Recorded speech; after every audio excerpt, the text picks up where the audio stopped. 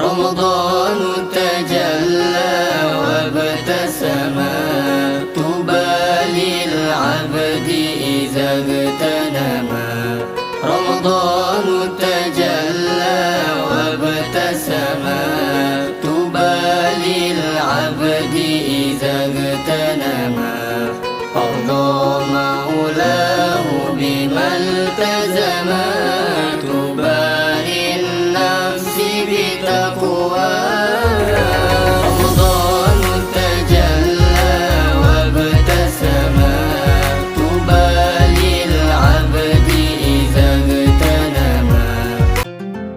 Assalamualaikum warahmatullahi wabarakatuh. Allahumma sholli ala sayyidina Muhammad. Perkenalkan, nama saya Kinan dan ini namanya Ustadz Eka Nani Fitri Ana. Saya akan mewawancarai papa saya. Teman-teman, sesaat lagi kita akan bincang-bincang seputar menu Ramadan. Tapi menunya ini bukan makanan. Ya teman-teman, kan kita sedang berpuasa. Menunya ini adalah asupan ilmu agar Ramadan kita ini lebih berkah. Mari semuanya ikut berbincangan kami yang menarik ini untuk menambah ilmu kita. Pertanyaan pertama, Papa, kenapa disebut Ramadan?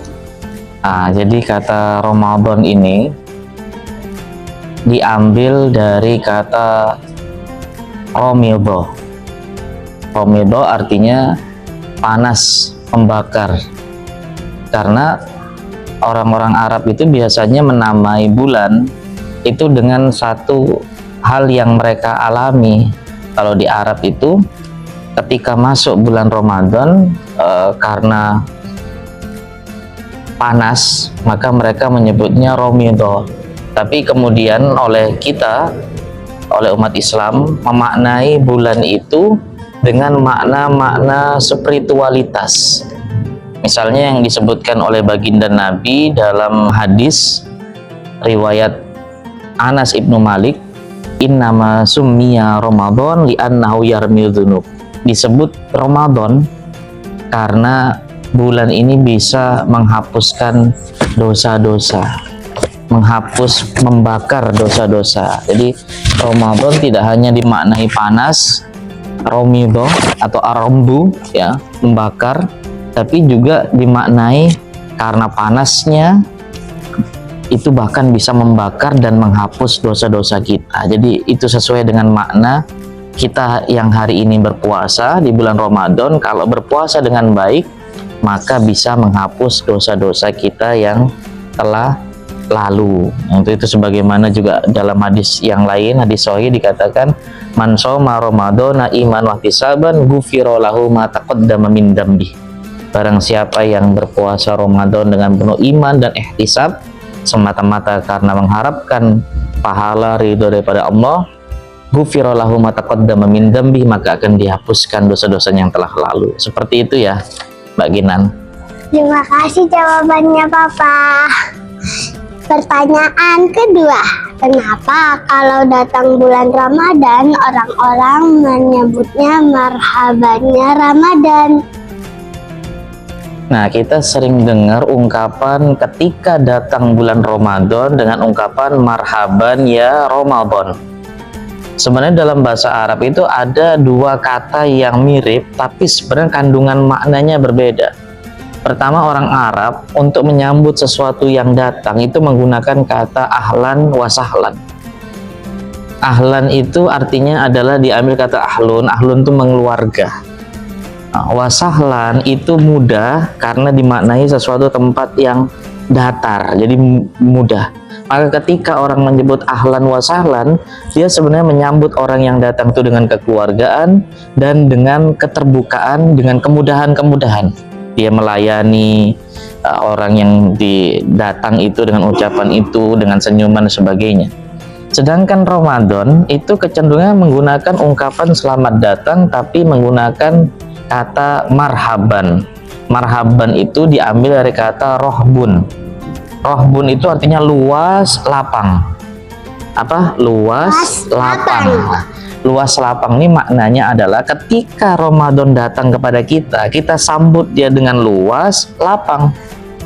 Apa maknanya? Supaya kemudian program-program Ramadan ini datang, kita buka dada kita seluas-luasnya, kita hadirkan kelapangan kolbu kita, sehingga kita bisa masuk bulan Ramadan dengan hal-hal yang baik yang bisa kita kerjakan, baca Quran, ya kan, berzikir, bersedekah, apalagi sholat malam, sholat tarawih, dan lain sebagainya. Ini bagian daripada kita membuka seluas-luasnya dari keberadaan Ramadan. Artinya ketika rohbun itu dimaknai luas dan lapang, dengan program-program Ramadan, dia yang mengajari kita, bukan kita yang kemudian melayani, tapi kita yang dilayani oleh Ramadan, sehingga program-program yang tadinya tidak kita temukan, kita kerjakan di luar bulan Ramadan, dengan datangnya bulan Ramadan kita menjadi mudah untuk bisa mengerjakan segala sesuatu di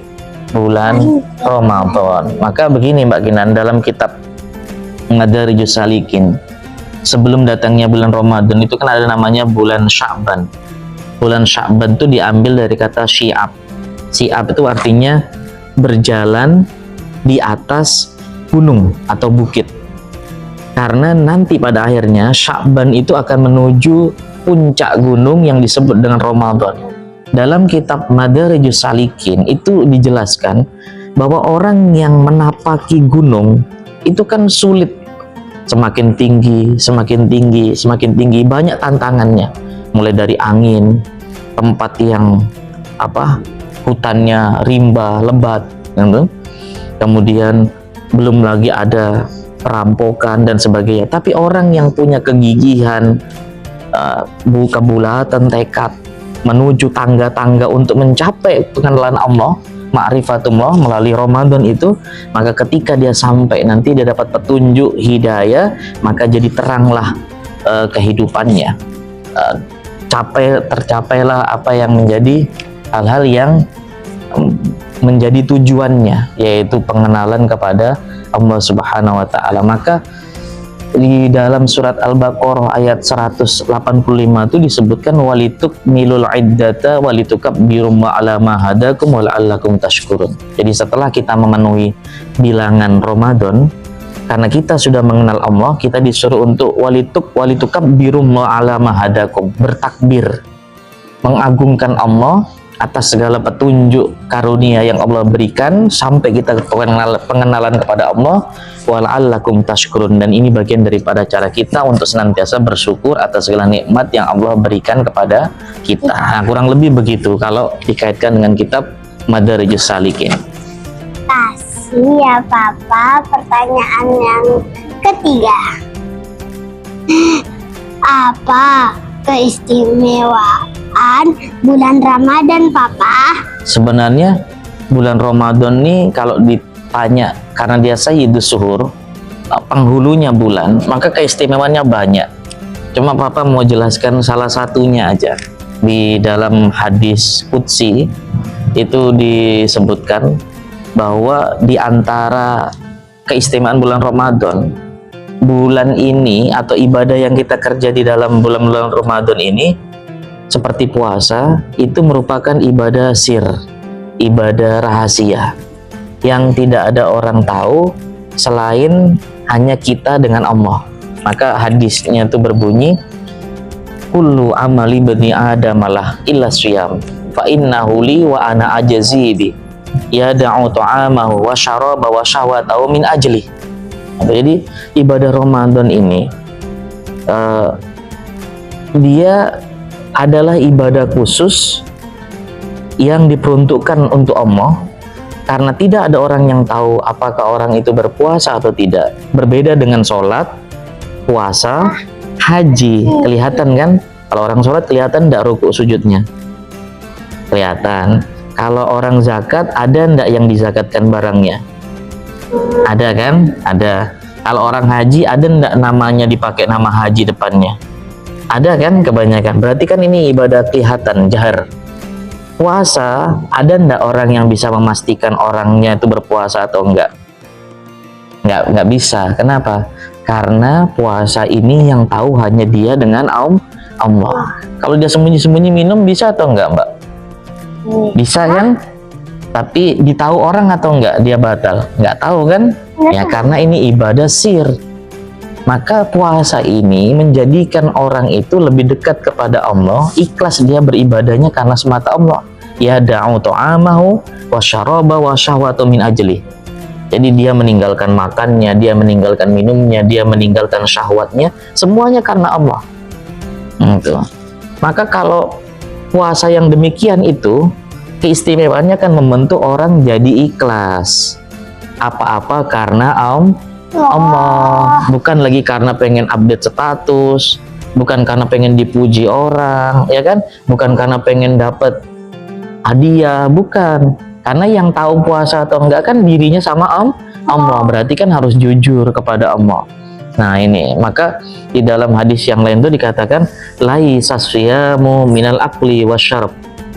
Jadi puasa ini bukan sekedar nahan makan, nahan minum aja. Innamas siyamu minal lagwi warrafas. Puasa ini juga menahan ucapan, perbuatan yang sia-sia. Itu.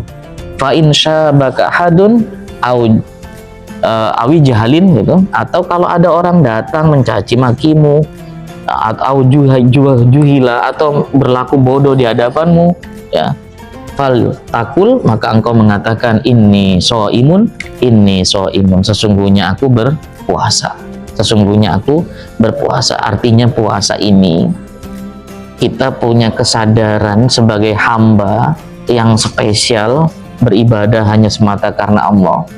Kalaupun ada orang mengganggu kita dalam beribadah ini, maka kita katakan bahwa kita sedang berpuasa, dan ini untuk Allah, artinya bukan untuk siapapun.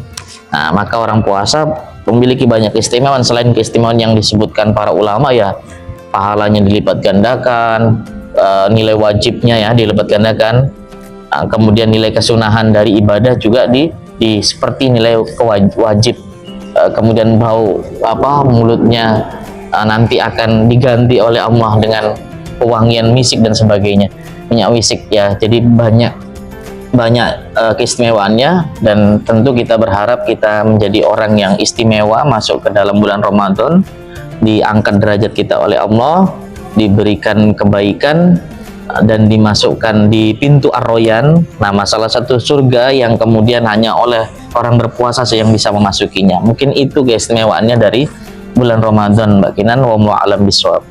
Terima kasih Papa atas jawabannya. Semoga ilmu yang diberikan manfaat bagi kita sekalian. Wassalamualaikum warahmatullahi wabarakatuh. Dadah.